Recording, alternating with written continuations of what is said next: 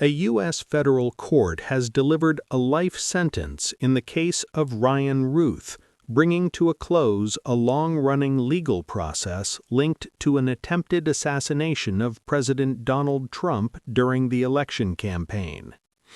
While the incident itself occurred years ago, the verdict marks a significant institutional moment, reflecting how the American justice system handles threats against the presidency over extended timeframes. The case has resurfaced in public attention not because of new violence, but because the judicial process has now reached its conclusion. In the United States, complex cases involving national security, political violence, and federal jurisdiction often take years to move from investigation to final sentencing. This verdict is the endpoint of that process. According to court records, the attempted attack took place during the election campaign period, at a time when political polarization and security concerns were already elevated. Federal authorities moved quickly after the incident, detaining the suspect and launching a multi-agency investigation. The case involved federal prosecutors, intelligence assessments, and extensive pre-trial proceedings, all contributing to the length of the process. The court's decision to impose a life sentence reflects the gravity with which the U.S. legal system treats threats to the head of state. Under federal law, attempts to assassinate a sitting or future president are classified among the most serious crimes, carrying the maximum available penalties.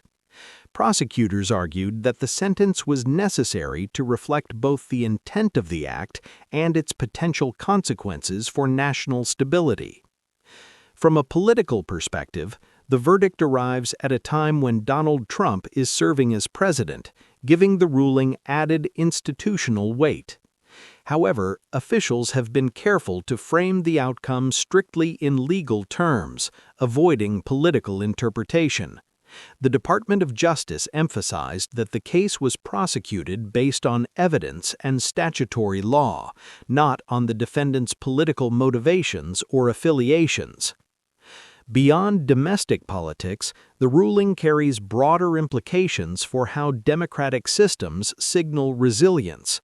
For U.S. allies and partners, the conclusion of the case underscores the role of courts rather than political bodies in addressing political violence. The message is one of procedural continuity. Even high-profile cases tied to the presidency move through established legal channels. Security analysts note that the case has also influenced operational standards around presidential protection. Since the attempted attack, federal agencies have reviewed campaign period security protocols, particularly for candidates who later assume office. While many details remain classified, public budget data shows a steady increase in resources allocated to protective services over recent years. Internationally, reactions have been measured. Global media coverage has focused less on the individual and more on the institutional response. In many regions, political violence against leaders has destabilized governance or triggered emergency measures. In contrast, the U.S. approach in this case has been to rely on investigation, prosecution, and sentencing within the existing legal framework. The verdict also highlights the delayed nature of accountability in complex legal systems. While public attention often moves on quickly after an incident, courts operate on a different timeline.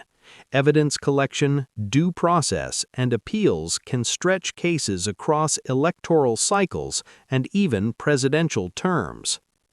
As the case concludes, it serves as a reminder that the security of political institutions depends not only on physical protection but on legal credibility.